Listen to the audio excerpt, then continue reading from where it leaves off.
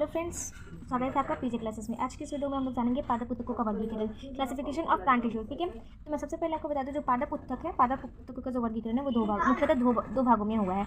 तो वो पहला है विभजोतक उत्तक और दूसरा है अस्थायी उत्तक। तो ये देख सकते हैं आप, मैंने यहाँ पे विभजोतक उत्तक यानी कि मेरिस्टेमेटिक टिश्यूज और अस्थायी उत्तक मतलब कि परमानेंट टिश्यू के बारे में लिखा है। मैं आपको बता दूं, जो विभजोतक उत्तक है और अस्थायी उत्तक, इन दोनों को भी अलग अलग भागों में बांटा गया है। तो अब हम इन दोनों के भी बारे में जान लेते हैं। जैसे कि विभजोतक उत्तक को 3 भागों में बांटा गया और अस्थायी उत्तक को और 2 भागों में बांटा गया है। ये देख सकते थे, विभजोतक उत्तक को बोलते हैं मेरिस्टेमेटिक टिश्यू और स्थायी उत्तक को बोलते हैं परमानेंट टिश्यू। तो मैंने यहाँ पे बोला ना, विभजोतक उत्तक को मुख्यतः 3 भाग हैं, मतलब किनके 3 भाग होते हैं। तो पहला होता है शीर्ष, जिसको शीर्ष पहला शीर्ष होता है एपिकल, दूसरा होता है पार्स मतलब कि लैटेरल, तीसरा होता है अंतर्विष्ट मतलब कि इंटरकैलरी। फिर उसके बाद होता है स्थायी उत्तक। स्थायी उत्तक को 2 भागों में बांटा गया, सिंपल टिश्यू और जटिल उत्तक मतलब कि कॉम्प्लेक्स टिश्यू। अब हम विभजोतक उत्तक की आपको परिभाषा बताएंगे और साथ ही साथ स्थायी उत्तक की भी। देख सकते हैं कि मैंने यहाँ पे विभजोतक उत्तक का पूरा परिभाषा लिख दिया।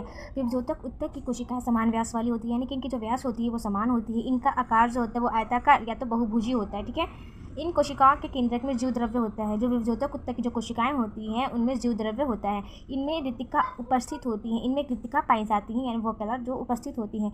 इन कोशिकाओं के बीच अंतराकोशिकीय स्थान अनुपस्थित होता है। जब इनका जब चित्र बनेगा तो उनमें जो बीच बीच में खाली जगह होते हैं उन्हीं को बोलते हैं अंतराकोशिकीय स्थान, और वो उसमें अनुपस्थित होता है, जो कि नहीं होता है। अब मैं आपको बताऊंगी स्थायी उत्तक की परिभाषा को। ठीक है, यहाँ तक कंप्लीट हो गया फ्रेंड्स। अब ये स्थायी उत्तक मतलब कि परमानेंट टिश्यू, ये विभजोतकों द्वारा निर्मित, यानी जो विभजोतक उत्तक है उनके द्वारा निर्मित कोशिकाओं के समूह को जो आगे विभाजित नहीं हो सकती उसे स्थायी उत्तक कहते हैं।